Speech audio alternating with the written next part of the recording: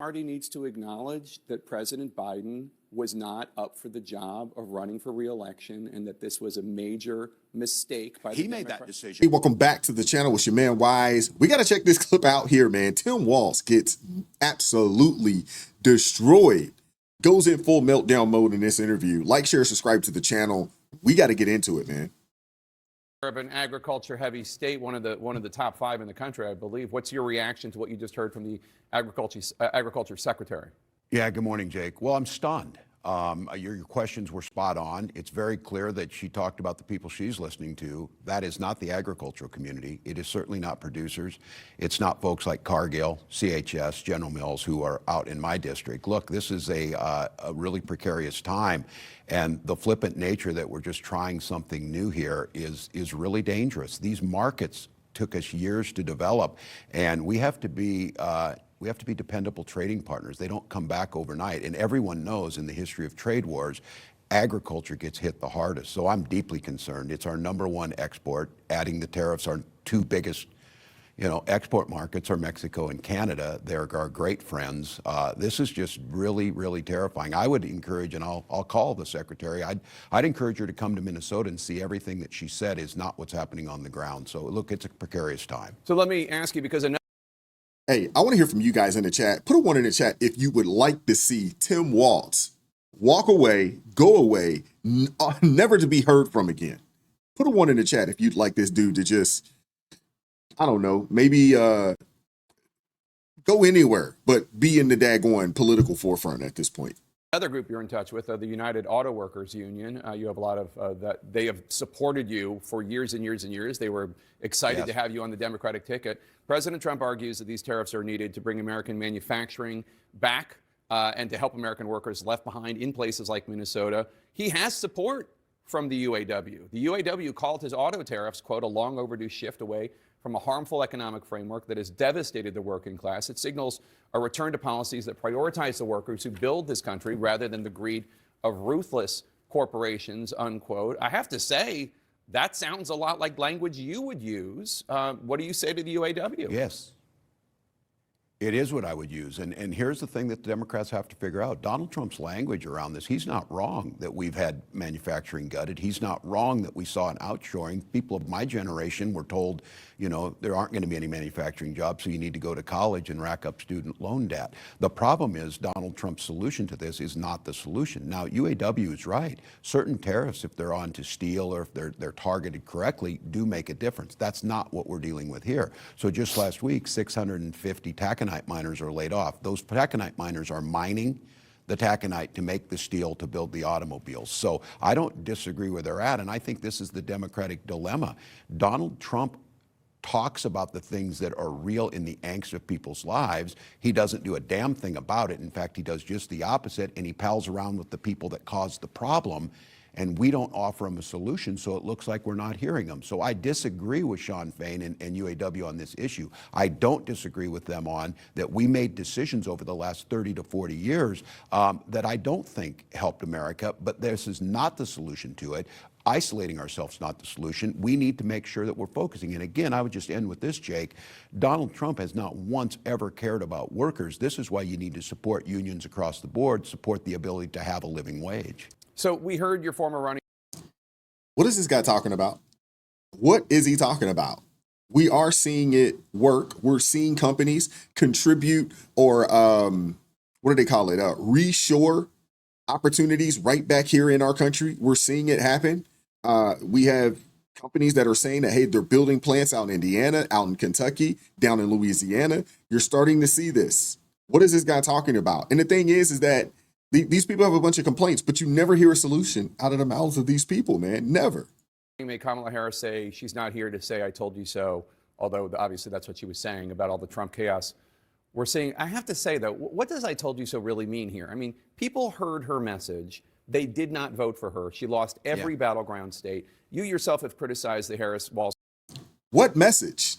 She had no message. It was just, I'm not Trump. I'm not Trump. I'm not Trump. If that was the message that they thought would win, they were sadly mistaken. Campaign for being too cautious. She may have told the American people She may have warned the American people, but she didn't do it compellingly enough to win.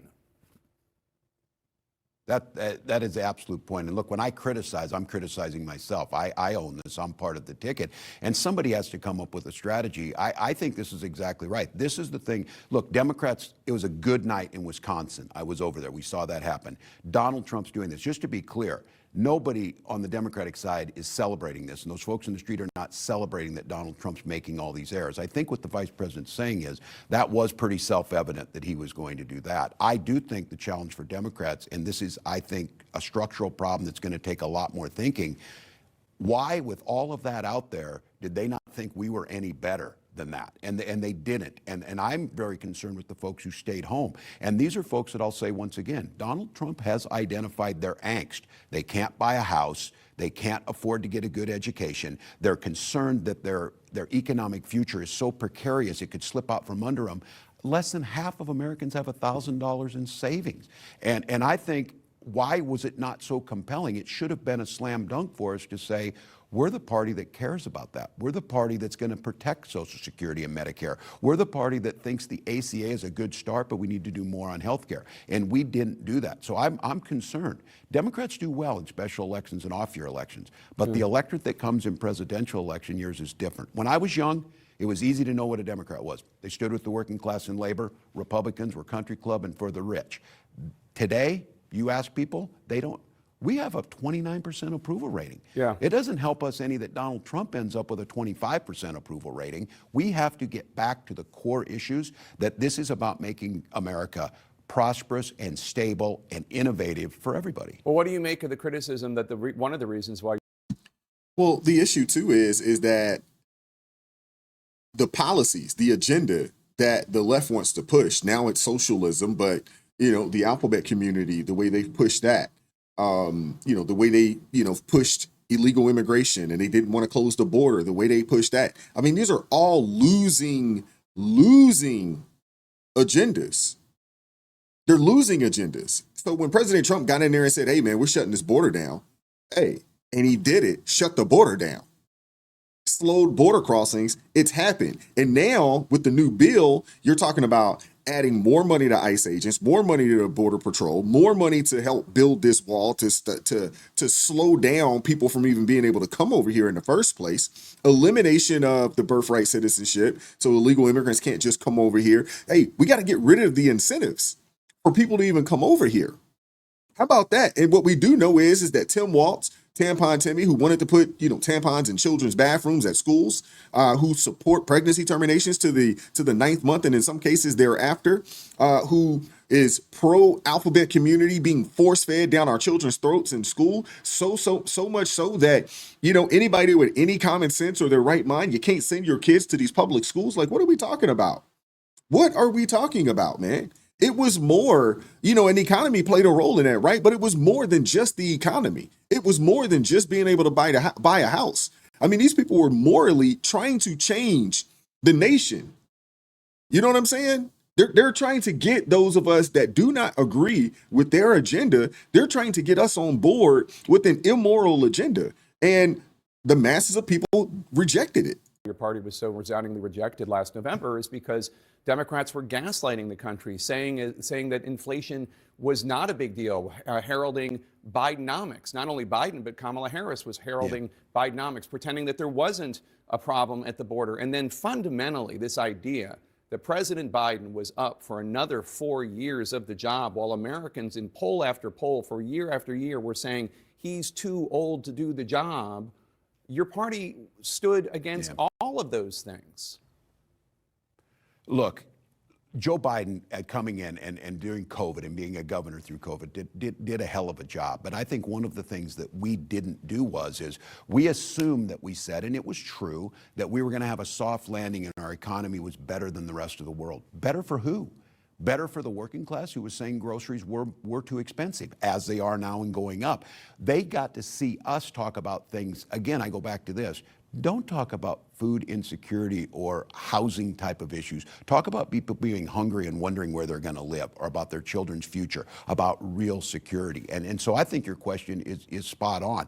I think we got intellectualized on this. I think the fact of the matter is Joe Biden did soft land the economy. He did usher us through COVID. None of us are saying we should be soft on the border, but we allow a vacuum, and Donald Trump fills it, the 800-pound gorilla, and their narrative starts to stick, and we look weak. We look weak like we don't care. We look like look, Jake, I'm not going to say, you know, what we need to do is we need to just arrest people and ship them to El Salvador. No, we need to do invest the money on border. We need to make sure that we have the judges necessary to adjudicate things faster. We need to make sure if you're going to be in this country here legally, and when you are, you're going to be uplifted, celebrated, and part of this great American tapestry. We didn't do that, and then it fills them. They'll find the example that is horrific, where you have someone who's not here legally and they commit a crime. That is horrific, but we don't do a good job of telling that. Don't you think your party needs to acknowledge that President Biden was not up for the job of running for re-election, and that this was a major mistake by the He made that decision. I know, but you all went along with the idea that he was decision. up for it, and he wasn't. And everybody saw it, and the country rejected it. Yeah, well, look, history will tell us to go back on that. That very well could be the case, Jake. What I'm concerned about is learning from those lessons. I would hope we would never do it again, make a mistake, make sure we go through and get someone. But I don't know where it helps us going forward. I certainly am deeply concerned that Donald Trump is going to lead us down a horrific. Look, thank God it's tariffs that he said. Donald Trump listens to no one. Remember, Donald Trump has statements about, I don't think nuclear war would be that bad. I guess we're lucky that he went after tariffs instead of that route. Yeah. We have an issue in this country that's going to impact us. And if there And that's still all they have is Donald Trump is bad. Donald Trump, the threat to democracy. Donald Trump's a threat to the liberal agenda. And he is, and he should be. And we voted for it. We don't want the globalist agenda. We don't want the WEF agenda. We don't want, what's going on in Europe. We don't want that happening here.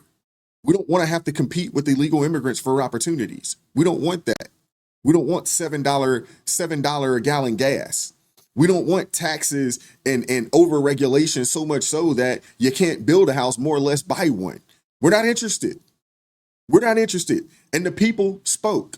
And again, instead of coming out and telling the truth, they still choose not to do so. And they gaslight and they try to hide their hand. And that's why they're going to continue to lose. Simple as that. But I want to hear from you guys in the comment section. Like, share, subscribe. Turn the notifications on to all so you never miss an upload. Appreciate you guys rocking with me, man. Keep God first. Stay prayed up. We'll catch up with you all next time. Peace.